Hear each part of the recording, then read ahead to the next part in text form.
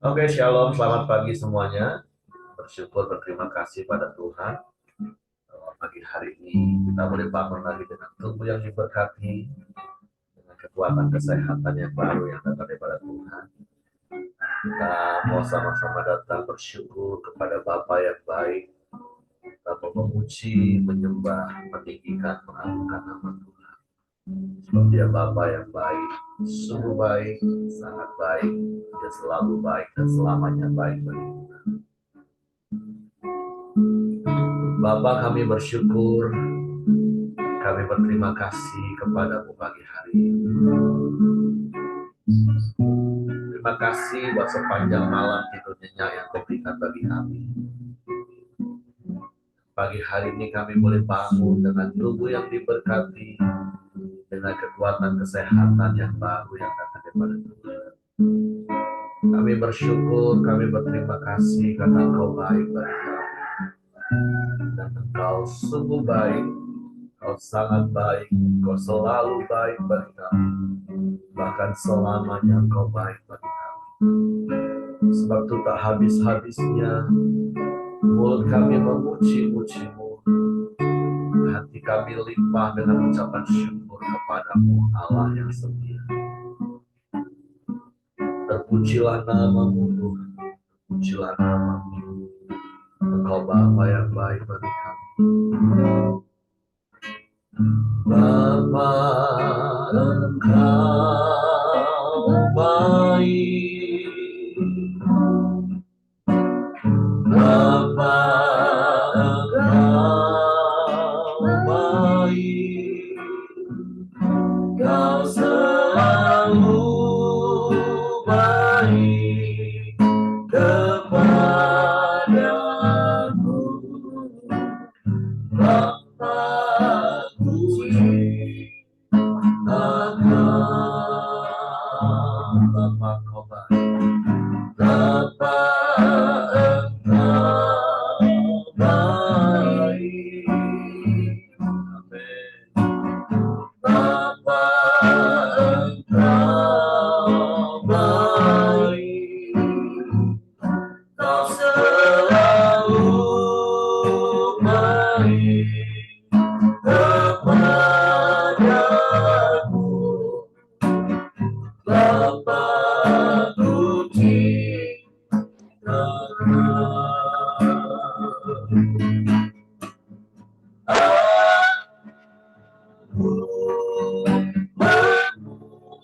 memuji-Mu. Aku menyembah-Mu.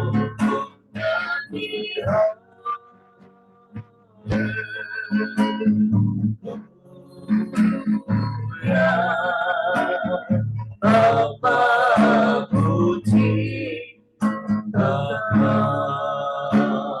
Bapa, Engkau baik. Bapa, Engkau baik. Amin, amin. Bapa, Engkau baik. Kau selalu baik kepadaku.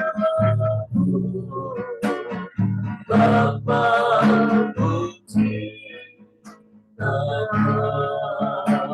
Aku memuji-Mu. Aku memuji-Mu. Amin. Aku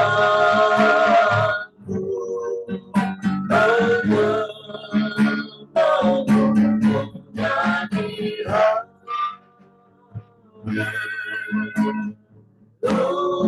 haleluya. Bapa, puji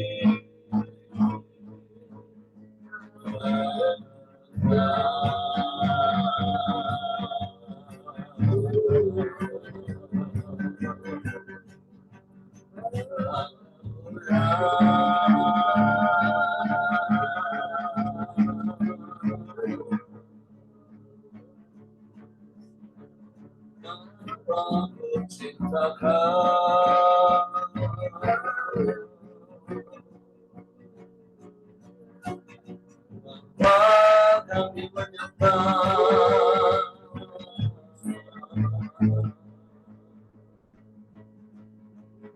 memujimu,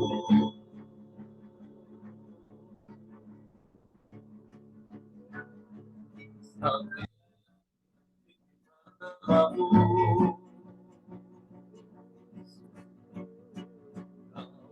apa yang mulia,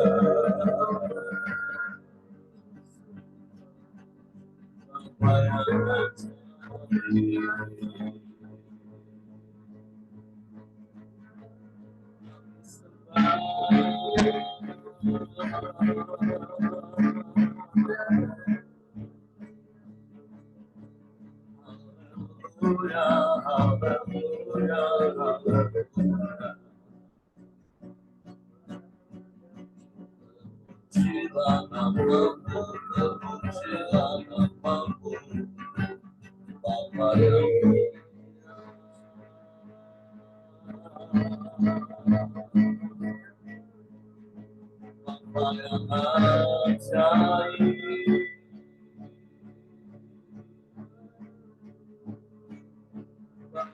Yang setia,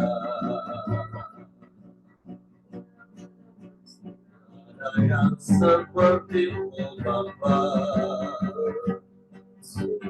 ada yang lain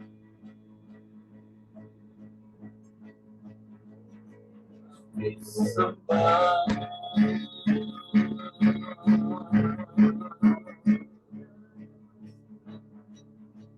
dipuji, kami tinggikan namamu, sebab namamu mulia, namamu tinggi, namamu ajaib, namamu berkuasa di bumi di surga. Di dalam namamu semua bertekun, semua lidah mengaku.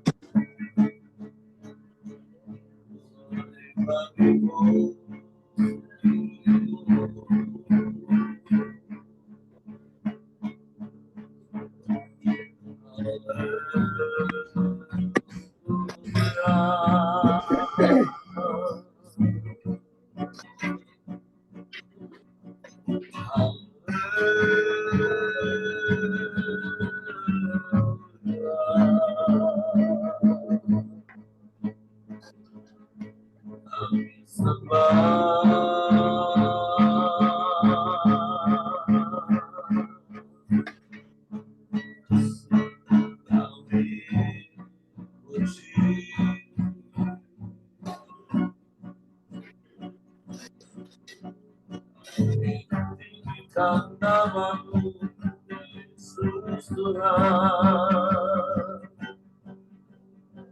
Haleluya.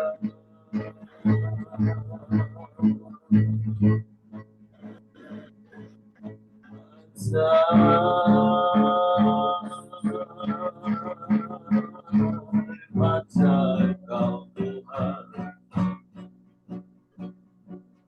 ajaib Kau Tuhan,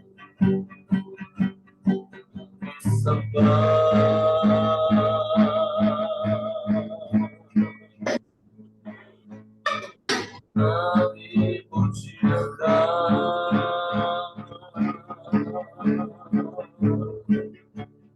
Bapa yang ajaib, Bapa yang dahsyat, Bapa yang hebat, Bapa yang luar biasa, tiada yang seperti-Mu, tiada yang lain, hanya Engkau. Puji namamu,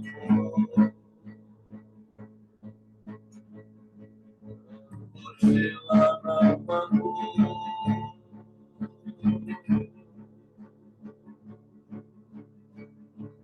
Haleluya, haleluya, haleluya, haleluya.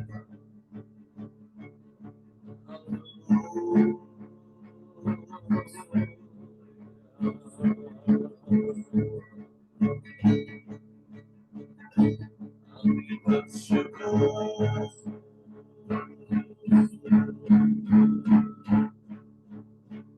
kami sembah, kami sembah, kami sembah. Muliakan namamu,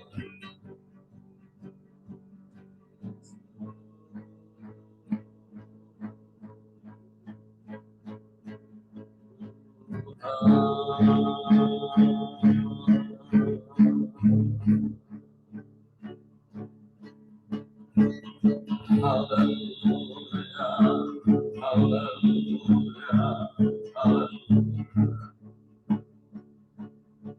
haleluya, haleluya, haleluya. Bapa yang ajaib, Bapa yang dahsyat, Bapa yang hebat, segalanya,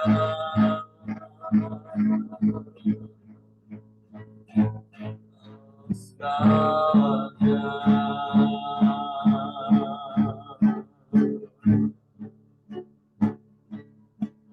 Di dalam-Mu kami aman, di dalam-Mu kami tenang, ada damai berlimpah,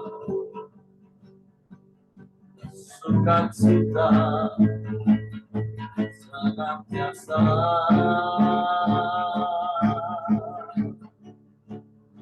Sebab bersama-Mu kami lakukan perkara yang besar. Bersama-Mu, bersama-Mu. Haleluya, haleluya. Ajaib, ajaib, ajaib. Haleluya.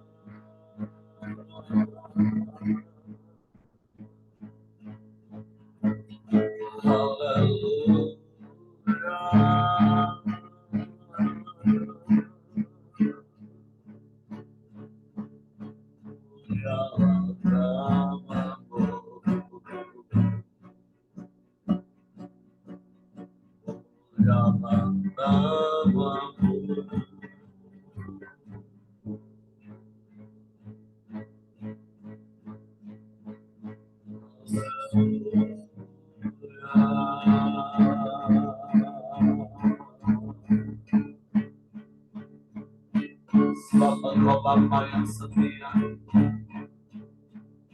sebab Engkau Bapa yang mulia,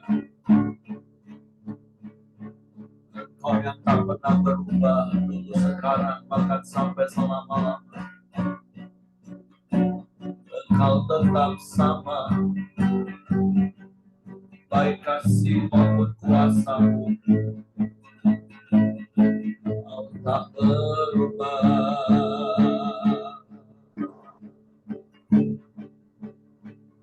Engkau yang senantiasa menyertai kami, melindungi, jaga, memberkati kami.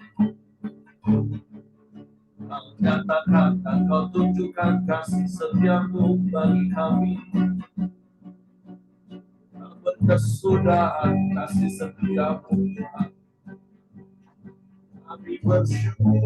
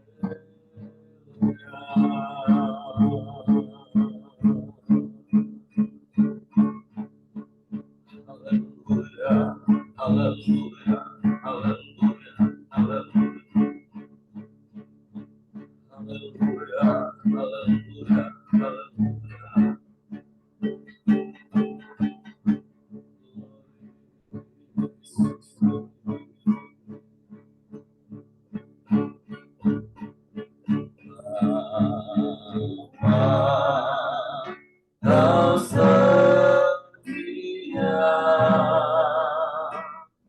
Bapa, Kau mulia, benar gajiku, aman bersamamu. Amin. Lebih dari harta dan segalanya,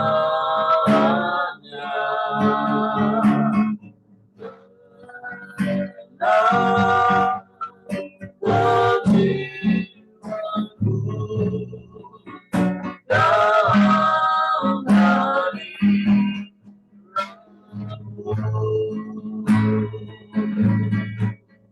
Kau tunjukkan kasih setiamu,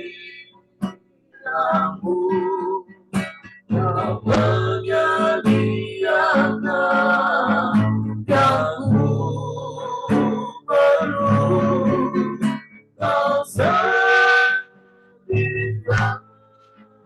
Kau mulia, sekarang dan selamanya. Kau tunjukkan kasih setiamu,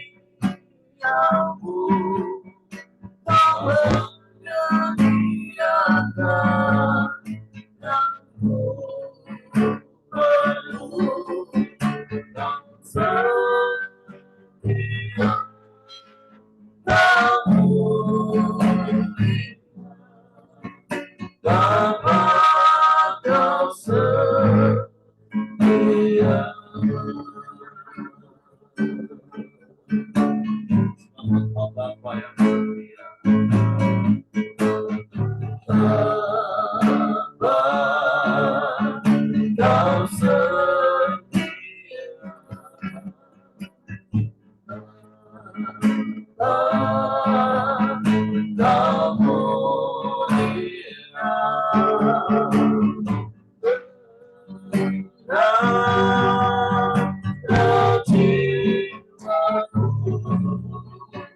aman bersamamu.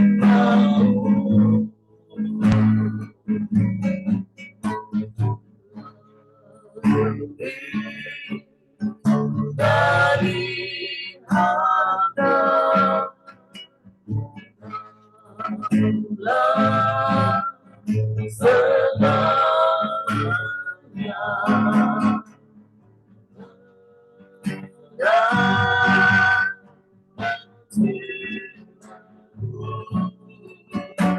dalam hati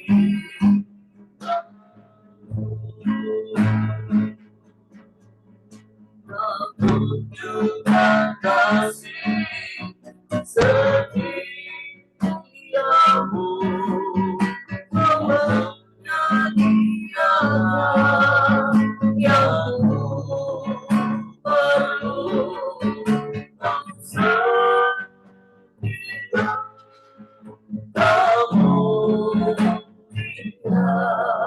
untuk sekarang dan selamanya.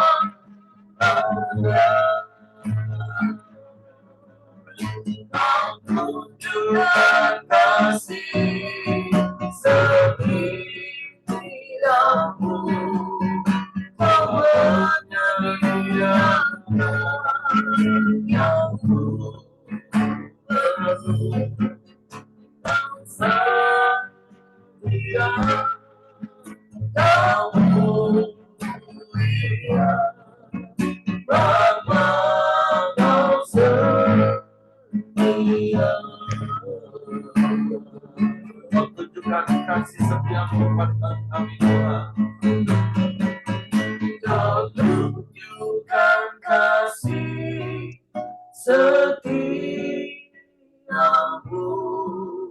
kau menyediakan yang ku perlu, kau setia, kamu mulia, untuk sekarang dan selamanya.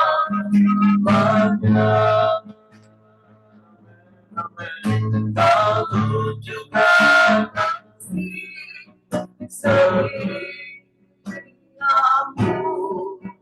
kau menyediakan yang ku perlu, kau setia, kamu setia, kau setia, kamu kau setia, kau setia, kamu setia, Bapa kau setia.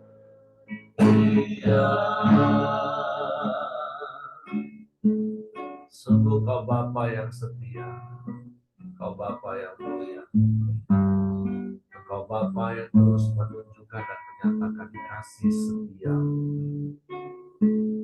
tiada berkesudahan dan selalu baru setiap pagi dalam Tuhan. Kami bersyukur dan kami aman di dalam-Mu. Kami menikmati damai sejahtera-Mu senantiasa dalam hidup kami. Kami mau terus tinggal di dalam-Mu, dan biarlah firman-Mu di dalam kami. Untuk pagi hari ini kami buka hati kami untuk firman. Roh Kudus tolong kami untuk mengerti, untuk kami memahami firman, sehingga kami percaya akan firman dan kami melakukannya dalam hidup. Dalam nama Yesus kami bersyukur. Haleluya, haleluya. Amin. Oke, silakan. Oh, Heki, tak bangun.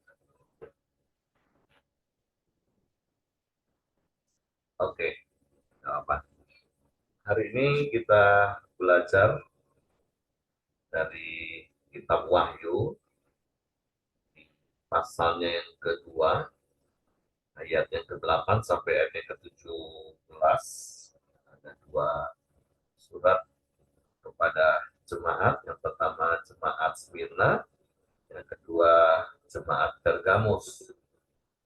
Saya akan bacakan demikian firman Tuhan kepada jemaat di Smyrna, dan tuliskanlah kepada malaikat jemaat di Smyrna. Inilah firman dari yang awal dan yang akhir, yang telah mati dan hidup kembali. Aku tahu kesusahanmu dan kemiskinanmu, namun engkau kaya. Dan fitnah mereka yang menyebut dirinya orang Yahudi, tetapi yang sebenarnya tidak demikian, sebaliknya mereka adalah jemaah iblis. Jangan takut terhadap apa yang harus engkau derita. Sesungguhnya iblis akan melemparkan beberapa orang dari antaramu ke dalam penjara, supaya kamu dicobai, dan kamu akan beroleh kesusahan selama 10 hari. Hendaklah engkau setia sampai mati, dan aku akan mengaruniakan kepadamu mahkota kehidupan. Siapa bertelinga, hendaklah ia mendengarkan apa yang dikatakan Roh kepada jemaat-jemaat. Barang siapa menang, ia tidak akan menderita apa-apa oleh kematian yang kedua. Nah, kebenaran yang pertama, firman Tuhan yang mau kita renungkan dan menjadi pengingat bagi kita adalah sebuah nasihat di ayat yang ke-10, bagian akhir. Di situ katakan, hendaklah engkau setia sampai mati, dan aku akan mengaruniakan kepadamu mahkota kehidupan. Nah, kata setia tentu adalah kata yang tidak asing bagi kita, tetapi satu kata yang butuh perjuangan untuk kita mempraktekkan.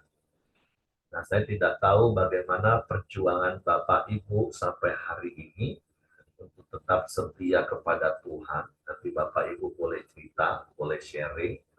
Tapi tentu sekali lagi bukan perkara yang mudah untuk setia. Bukan saja setia kepada Tuhan, setia kepada pasangan, itu juga bukan perkara yang mudah. Ada sebuah perjuangan, ada sebuah harga yang harus kita bayar. Setia dalam pelayanan, ketika menghadapi banyak gesekan, menghadapi banyak tekanan, menghadapi banyak persoalan, bagaimana kita tetap setia. Nah, jadi ini yang Tuhan mau ingatkan kepada kita. Karena ada begitu banyak orang yang bisa komitmen untuk melakukan sesuatu. Tapi tidak banyak orang yang bisa konsisten untuk setia sampai akhir. Kalau kita belajar dari perjalanan hidup Rasul Paulus dan para rasul-rasul, tentu ada satu ayat Rasul Paulus tulis kepada anak didiknya Timotius. Di situ katakan, mengenai aku, darahku sudah mulai tercurah dan aku mengakhiri pertandingan iman dengan baik. Dan sekarang bagiku telah tersedia mahkota kehidupan. Tapi Paulus tulis katakan seperti ini, tetapi bukan hanya kepadaku, tetapi juga kepada setiap orang yang menanti-nantikan kedatangan Kristus. Dan saya percaya kita adalah orang-orang yang sampai hari ini menanti-nantikan kedatangan Kristus. Saya percaya setiap kita adalah orang-orang yang punya komitmen untuk setia kepada Tuhan. Tapi sampai hari ini, karena kita masih hidup, kita masih bisa bernafas, artinya kita masih butuh yang namanya konsistensi untuk tetap setia sampai akhir. Walaupun seperti ayat yang ke-9 dikatakan, aku tahu kesusahanmu dan kemiskinanmu. Di situ tapi dikatakan, namun engkau kaya. Nah, tentu secara materi mungkin kita boleh miskin, secara daging mungkin kita boleh susah. Tapi bagi orang-orang yang setia, kita adalah orang-orang yang kaya dalam pelbagai kebajikan. kata Rasul Paulus kepada jemaat di Korintus. Apalagi sekali lagi tahun ini fokus yang Tuhan berikan bagi gereja kita, Pelita Community, adalah menjadi orang yang murah hati. Kita harus menjadi orang yang kaya di dalam pelbagai kebajikan. Karena percayalah, ketika kita murah hati, Tuhan akan memperkaya kita di dalam segala hal. Seperti di dalam 2 Korintus pasal yang ke-9 ayatnya yang ke-11. Nah, saya percaya apa yang bisa kita kerjakan, apa yang bisa kita lakukan hari ini, biarlah itu semua tertuju untuk kesetiaan kita kepada Tuhan. Firman Tuhan katakan, barang siapa yang bertelinga, hendaklah yang mendengar apa yang dikatakan Roh kepada jemaat-jemaat. Barang siapa menang, ia tidak akan menderita apa-apa oleh kematian yang kedua. Nah, kan kita tahu proses dari perjalanan hidup, skenario Tuhan.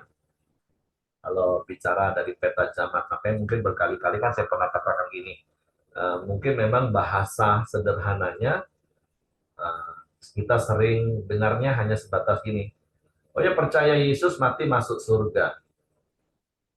Sehingga seakan-akan kita berpikir surga itu sesuatu yang akan kita masuki nanti. Padahal kalau bicara tentang surga, sesungguhnya saat ini kan kita sudah ada di dalam kerajaan surga.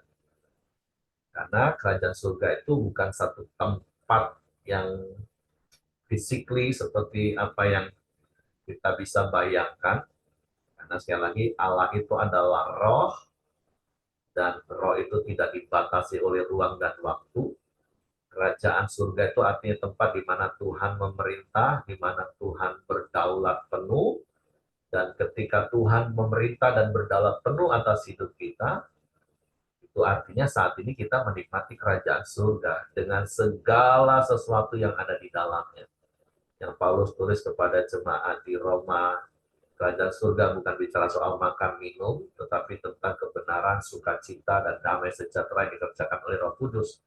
Ketika hidup kita dipenuhi dengan sukacita, dipenuhi dengan kebenaran, dipenuhi dengan damai sejahtera, artinya kita sudah hidup di dalam kerajaan surga itu, dan hidup kita harus mendatangkan kerajaan surga bagi orang lain. Nah, kematian kedua itu apa maksudnya? Nah, kalau kita lihat urut-urutan dari peta zaman, kan secara umum ya manusia meninggal satu kali. Kitab Ibrani katakan. Dan saya sih berdoa sampai hari ini, kalau boleh Tuhan, saya tidak akan pernah mengalami yang namanya kematian secara fisik. Tapi kalau boleh, saya mengalami apa yang Paulus tulis kepada jemaat Tesalonika, kita diubahkan dalam sekejap. Itu pada waktu kedatangan Yesus kali yang kedua nanti. Nah, maka hal yang pertama terjadi adalah kebangkitan orang-orang yang meninggal di dalam Yesus. Itu disebut dengan kebangkitan pertama. Orang-orang yang mati di dalam Yesus, yang percaya Yesus sungguh-sungguh, pada saat Yesus datang kali kedua, mereka dibangkitkan dengan tubuh kemuliaan, sementara kita yang masih hidup sampai pada saat itu, yang setia sampai saat itu, kita akan diubahkan juga dalam sekejap, dan kita akan bersama-sama mereka yang tadi mati dalam Tuhan yang dibangkitkan, akan menyongsong Tuhan di atas awan-awan. Kemudian kita akan masuk kepada yang namanya kerajaan 1000 tahun damai. Nah, sampai hari ini saya juga nggak tahu nanti tempatnya di mana. Saya nggak akan pernah bisa jawab, Bapak Ibu. Tempatnya di mana? Ya, kalau yang pengen cepat dapat jawaban, cepat-cepat menghadap Tuhan. Nanti tanya sama Tuhan. Nah, tapi tentu di dalam kerajaan 1000 tahun damai, ada gambaran yang Yesaya pernah catat. Ada hal-hal yang wow, luar biasa. Tentu saya percaya itu juga bukan di alam roh yang seperti apa. Nah, karena kalau belajar kitab Daniel, ini belajar, ini pengetahuan saja Pak Ibu ya. Ini penafsiran. Tapi nanti kalau realitanya ya nanti kita lihatlah sama-sama.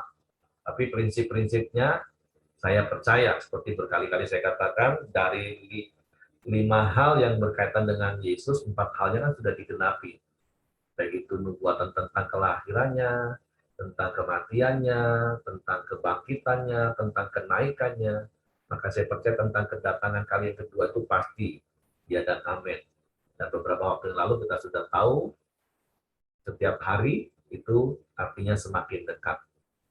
Nah, setelah kerajaan 1000 tahun damai, yang menurut apa yang saya bisa pahami, yaitu nanti ada yang namanya restorasi, langit baru, bumi baru. Karena kalau kita belajar di Daniel itu ada selisih hari, sekitar 75 hari. Nah, saya nggak kupas lebih dalam di situ, dan disitulah masa restorasi. Jadi saya percaya Tuhan bisa menciptakan langit dan bumi, kalau saya ngomong jutaan tahun yang lalu, karena kan waktu ini dihitung 6.000 tahun itu kan sejak kejatuhan Adam dalam dosa. Tapi sebelum Adam, Hawa jatuh dalam dosa kan waktu belum dihitung dan kita nggak tahu itu sudah berapa lama. Apalagi kalau pakai perbandingan satu harinya Tuhan itu 1000 tahunnya manusia. Jadi kita nggak tahu itu udah berapa juta tahun menurut ukuran manusia. Makanya juga nggak usah heran kalau ketemu, oh ada fosil yang katanya jutaan tahun, ya sudah hal-hal seperti itu kita nggak perlu perdebatkan sih kalau saya. Tapi logika sains saya, ya saya bisa pahami hal itu. Nah, tentu Tuhan akan merestorasi langit dan bumi yang memang sudah rusak, baik oleh bencana, dan sebagian besar rusak karena perbuatan manusia juga yang merusak bumi, dan langit juga efeknya, sehingga ozon, atmosfer kita jadi rusak semua. Nah, Tuhan akan pulihkan. Nah, disitulah kerajaan 1000 tahun damai. Nah, setelah kerajaan 1000 tahun damai, baru ada yang namanya kebangkitan kedua. Nah, kebangkitan kedua ini bagi orang-orang yang nggak percaya Yesus. Bangkit untuk diadili dan dihakimi, dan kemudian akan dilempar ke Sehena. Karena kan kalau tadi orang percaya, waktu meninggal itu beristirahat di Firdaus. Kalau orang yang nggak percaya Yesus, waktu meninggal dia di Hades. Nah, tapi setelah kebangkitan yang kedua, mereka akan dihakimi dan mereka akan dilempar kepada Gehenna, itu maut. Nah, sehingga firman Tuhan katakan, barang siapa yang menang, dia tidak akan menderita apa-apa oleh kematian yang kedua. Nah, makanya yuk kita menjadi orang-orang yang setia sampai mati, ayat yang katakan. Walaupun seperti yang saya katakan tadi, saya berdoa, saya berharap saya nggak mengalami kematian secara fisik yang dikenal oleh manusia. Ya, namanya juga berharap boleh. Bayangin saya ingat 25 tahun yang lalu, ada seorang guru saya di sekolah Alkitab, waktu itu umurnya juga sudah tua, dia pun juga punya pengharapan, tapi beberapa tahun yang lalu akhirnya dia juga meninggal secara fisik karena juga usia. Nah, tahun ini kami memasuki usia 50 tahun. Ya, saya pikir ya Tuhan kasihlah 30 tahun lagi lah dengan tubuh yang sehat dan kuat tentunya. Ya, berharap sebelum sampai 30 tahun nanti Tuhan Yesus sudah datang. Ya, itu kan namanya pengharapan Bapak Ibu. Tapi nggak usah takut dengan hal seperti itu. Saya juga bingung kalau ada orang Kristen takut mati, terus ada orang Kristen takut Yesus datang. Padahal harusnya nyanyinya, kapan Yesus kembali, kapan Yesus kembali ke dalam dunia ini, sungguh tak lama lagi, betapa senang hatiku, bila sudah bertemu, hatiku sangat rindu pada Yesus Tuhanku. Walaupun tentu kita nggak usah cari mati, Bapak Ibu.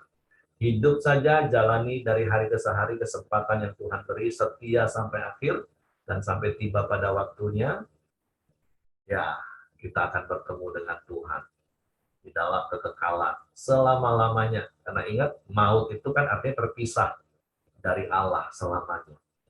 Sementara hidupnya kekal, artinya hidupnya kekal bersama dengan Tuhan. Dan itu dari surat kepada jemaat di Smyrna, pesannya adalah setia sampai mati. Walaupun ada kesusahan, ada kesulitan. Nah, kepada jemaat di Pergamus, firman Tuhan berkata seperti ini, dan tuliskanlah kepada malaikat jemaat di Pergamus, inilah firman Dia yang memakai pedang yang tajam dan bermata dua. Aku tahu di mana engkau diam, yaitu di sana di tempat tahta iblis, dan engkau berpegang kepada namaku. Dan engkau tidak menyangkal imanmu kepadaku, juga tidak pada zaman Antipas saksiku yang setia padaku, yang dibunuh di hadapan kamu, di mana iblis diam. Nah, ini satu pujian, tentu seperti Pak Rami juga kemarin katakan, hidup ini ada sisi yang baik yang harus kita terus perkuat, tetapi nanti ayat berikutnya ada sisi yang harus kita benahi dalam hidup ini.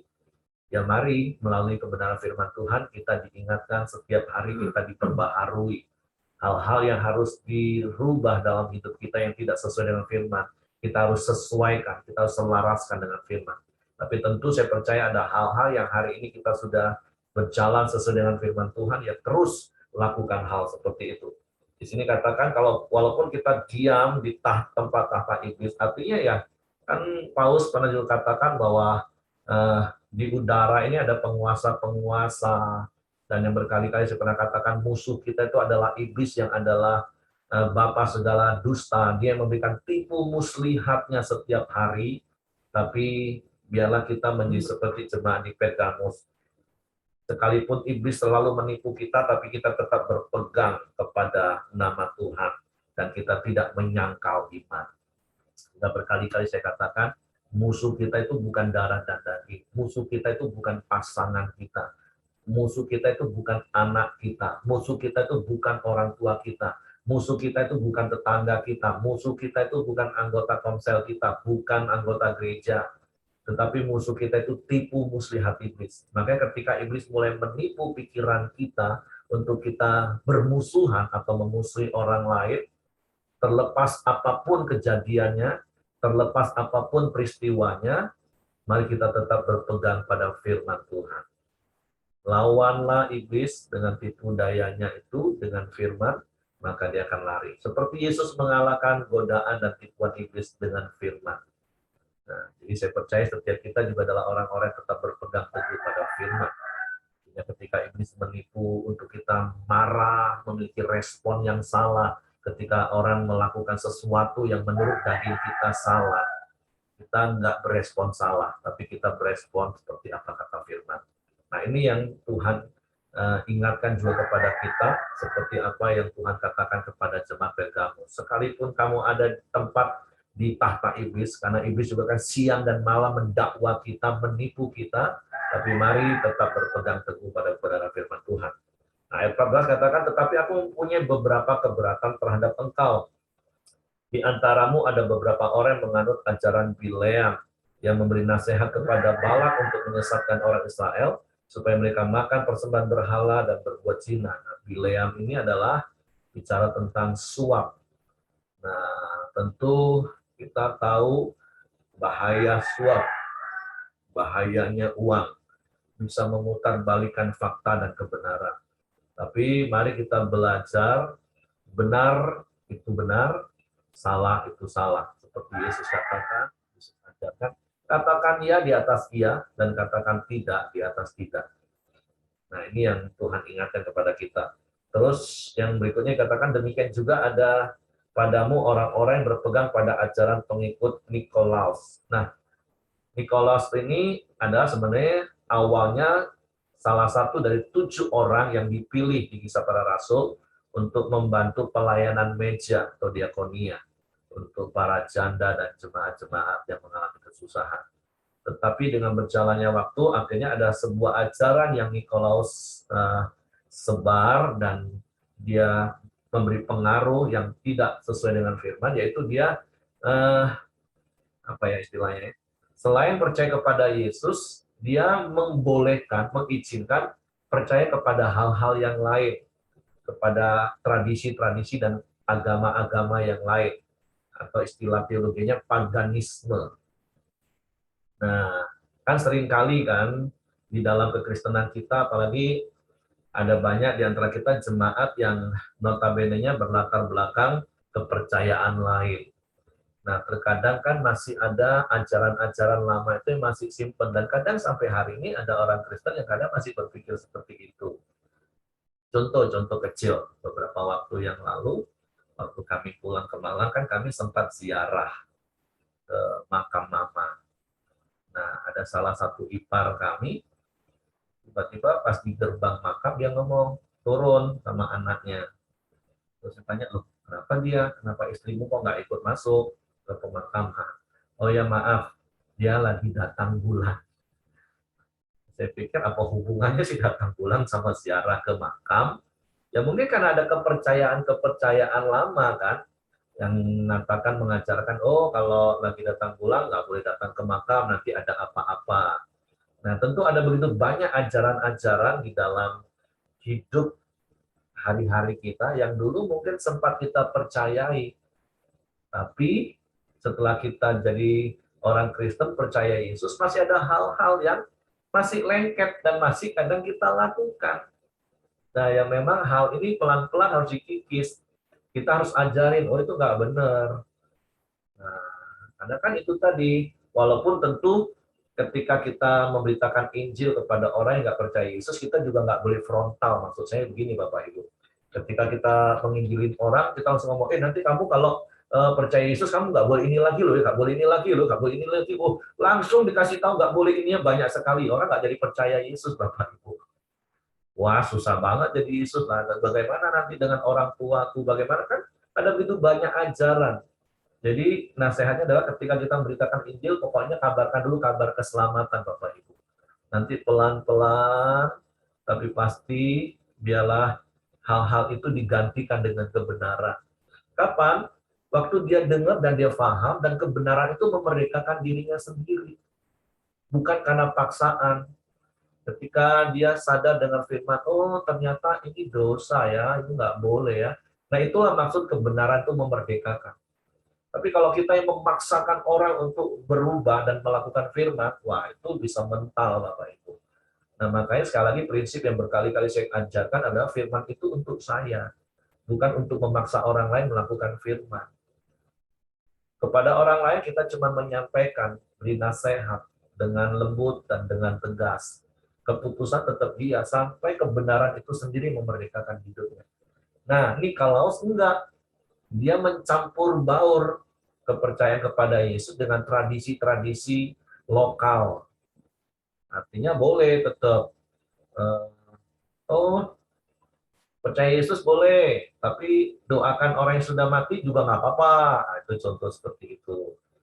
Berdoa kepada yang mati, ya nggak apa-apa juga. Kan itu udah tradisi leluhur. Nah, seperti hal-hal seperti itulah yang Nikolaus jadi campur aduk pengajaran, dan Tuhan nggak suka hal seperti itu. Itu namanya kita menduakan Tuhan. Nah, jadi itu yang dimaksud dengan pengajaran Nikolaus. Oleh sebab itu, bertobatlah, kata kuncinya sama, bertobatlah. Sebab jika tidak demikian, aku akan segera datang kepadamu dan aku akan memerangi mereka dengan pedang yang di mulutku ini. Siapa bertelinga, hendaklah ia mendengarkan apa yang dikatakan Roh kepada jemaat-jemaat. Barang siapa menang, kepada yang akan kuberikan dari mana yang tersembunyi, dan aku akan mengaruniakan kepadanya batu putih yang di atasnya tertulis nama baru, yang tidak diketahui oleh siapapun selain oleh yang menerimanya. Wow, nanti kita punya nama baru Bapak Ibu. Dan tidak ada yang tahu kecuali kita. Itu artinya sesuatu yang spesial. Tuhan menjadikan kita ini pribadi yang spesial. Makanya setia sampai akhir, terus hiduplah dalam kebenaran firman Tuhan, kita menjadi orang yang menang, dan kita akan menerima sesuatu yang spesial. Oke, itu saja yang bisa saya sampaikan dari apa yang firman Tuhan ingatkan kepada kita pagi hari ini. Jadi, tetaplah setia, sekalipun kau mengalami kesusahan secara daging hari ini.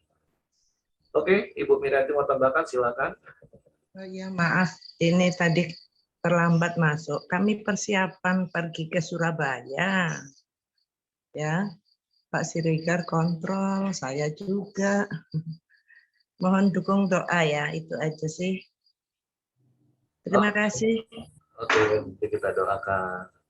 Oke, kalau tidak ada lagi yang mau menambahkan sesuatu, saya silakan kepada Ko Aheng ya, yang pimpin doa.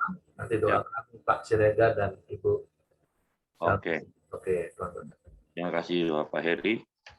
Bapak Ibu, mari kita sama-sama bersatu dalam doa. Bapa yang di surga, kami mengucap syukur dan berterima kasih pada Engkau ya Tuhan, atas pertolongan, perlindungan, penyertaan-Mu, dan atas kasih setia-Mu yang telah Engkau berikan pada kami semua. Pada pagi hari ini, sebelumnya Engkau ampuni segala bentuk dosa dan pelanggaran kami, ya Tuhan, supaya kami layak menaikkan doa-doa kami kepada Engkau, ya Tuhan Yesus.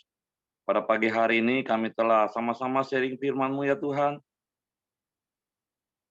yang mengajarkan kami supaya kami tetap konsisten dan setia sampai akhir, selalu hidup benar dalam firman Tuhan yang memerdekakan kami semua, ya Tuhan Yesus. Pada pagi hari ini, Engkau berkati, ya Tuhan, Bapak Heri yang telah mengabarkan kabar baik-Mu, firman-Mu pada pagi hari ini pada kami semua, ya Tuhan Yesus, supaya dapat kami aplikasikan dalam hidup kami sehari-hari, ya Tuhan Yesus. Urapi setiap kami, ya Roh Kudus, supaya kami tetap dapat melakukan apa yang kami dengar pada pagi hari ini. Dan boleh menjadi berkat bagi semua orang, ya Tuhan Yesus. Tambah-tambahkan roh hikmat pada Bapak Heri, ya Tuhan, supaya semakin hari semakin heran dalam pelayanannya, Tuhan Yesus. Dan apapun yang dipergumulkan oleh Pak Heri, ya Tuhan, Engkau beri jawaban yang pasti, ya Tuhan Yesus. Dan Engkau juga beri kekuatan kesehatan Bapak Heri, ya Tuhan. Demikian juga istri dan anak yang Engkau berkati juga, Tuhan Yesus. Apapun yang dirindukan oleh keluarga ini, ya Tuhan Yesus. Engkau sendiri, ya Tuhan Yesus, yang menggenapinya, Tuhan. Terima kasih, ya Tuhan. Demikian juga kami berdoa juga, Tuhan, khusus untuk seluruh anggota Krom yang ada di grup ini, ya Tuhan Yesus. Engkau, ya Tuhan, berkati kami semua, ya Tuhan. Baik dalam pekerjaan, pelayanan, pergumulan, dan persoalan, ya Tuhan Yesus. Engkau ada di dalamnya memberi kami solusi yang terbaik dan jalan keluarnya, Tuhan Yesus. Supaya setiap kami dapat bersuka-cita menjalani hari-hari bersama dengan Engkau, ya Tuhan Yesus. Tambah-tambahkan iman dan percaya kami, ya Tuhan Yesus. Supaya kami tetap setia sampai akhir, ya Tuhan. Sampai Engkau datang kedua kali, ya Tuhan, untuk kami semua. Terima kasih, ya Tuhan Yesus. Demikian juga pada pagi hari ini, hamba-Mu berdoa buat keluarga Bapak Siregar dan Ibu Merianti, ya Tuhan Yesus. Engkau berkati, ya Tuhan, Ibu Merianti dan Bapak Siregar, ya Tuhan. Engkau beri kekuatan kesehatan, ya Tuhan Yesus. Maupun pada hari ini mereka mau kontrol, ya Tuhan Yesus. Engkau beri hasil yang terbaik, ya Tuhan Yesus. Engkau jamah, ya Tuhan, dokter yang memeriksanya, Tuhan. Dan setiap obat yang diminumnya, Tuhan, Engkau urapi, ya Tuhan Yesus. Untuk menjadi kekuatan kesehatan buat Bapak Siregar dan Ibu Merianti, ya Tuhan Yesus. Engkau sembuhkan, ya Tuhan. Engkau pulihkan secara sempurna, ya Tuhan Yesus. Terima kasih, ya Tuhan. Engkau sertai perjalanannya Bapak Siregar dan Ibu Merianti, ya Tuhan. Terima kasih, ya Tuhan Yesus. Kami juga berdoa, ya Tuhan, buat bangsa dan negara Indonesia, ya Tuhan. Engkau ampuni, ya Tuhan Yesus. Pulihkan keadaan, ya Tuhan Yesus. Jauhkan dari perpecahan, ya Tuhan Yesus. Tetap bersatu, ya Tuhan. Ada kedamaian, keamanan, ya Tuhan Yesus. Aparat keamanan TNI dan Polri, ya Tuhan, tetap bersatu menjaga kedaulatan Indonesia, ya Tuhan. Dari kota sampai ke daerah terpencil sekalipun, ya Tuhan Yesus. Dan juga pejabat dari tertinggi Presiden, Wakil Presiden, para menteri, dan jajarannya, Tuhan Yesus. Bahkan sampai ke RT RW, ya Tuhan Yesus. Engkau taruh roh takut akan Engkau, ya Tuhan. Supaya mereka, ya Tuhan, bekerja, ya Tuhan, dalam pemerintahan atas kehendak-Mu, ya Tuhan Yesus. Dan jauhkan, ya Tuhan Yesus, dari kecurangan, ya Tuhan Yesus. Engkau beri hati nurani yang benar, ya Tuhan.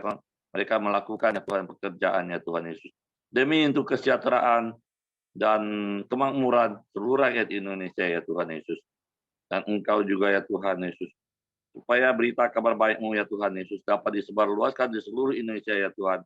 Dari kota sampai ke daerah terpencil sekalipun. Di dalam nama Tuhan Yesus. Bapak Ibu, mari kita sama-sama naikkan doa Bapa kami. Bapa kami yang di surga, dikuduskanlah nama-Mu, datanglah kerajaan-Mu, jadilah kehendak-Mu di bumi seperti di surga. Berikanlah kami pada hari ini makanan kami yang secukupnya, dan ampunilah kami akan kesalahan kami, seperti kami juga mengampuni orang bersalah pada kami. Dan janganlah membawa kami ke dalam pencobaan, tetapi lepaskanlah kami daripada yang jahat, karena Engkaulah mempunyai kerajaan dan kuasa dan kemuliaan sampai selama-lamanya. Amin. Bapa, kami bersyukur, berterima kasih buat pagi hari ini. Terima kasih buat firman-Mu yang mengingatkan kami untuk kami tetap setia kepada-Mu sampai akhir hidup kami, bahkan sampai selama-lamanya. Dan kami tidak menduakan Engkau dengan ajaran-ajaran yang tidak sesuai dengan hati hati-Mu. Oleh sebab itu, Roh Kudus terus pimpin tuntun kami, bawa kami kepada seluruh kebenaran firman-Mu. Sehingga kami boleh terus memegang komitmen kami dengan konsisten, dan kami setia sampai akhir. Bapak, terima kasih sepanjang hari ini kami serahkan hidup kami ke dalam tangan kasih kuasa-Mu. Tutup bungkus kami kuasa darah Yesus, malaikat-malaikat tempat tinggal kami, menyertai keluar masuk kami sepanjang hari ini, dalam seluruh aktivitas kami. Tuhan yang sertai dan Tuhan berkati, dan Tuhan buat berhasil apa yang kami kerjakan, dan Engkau dipermuliakan.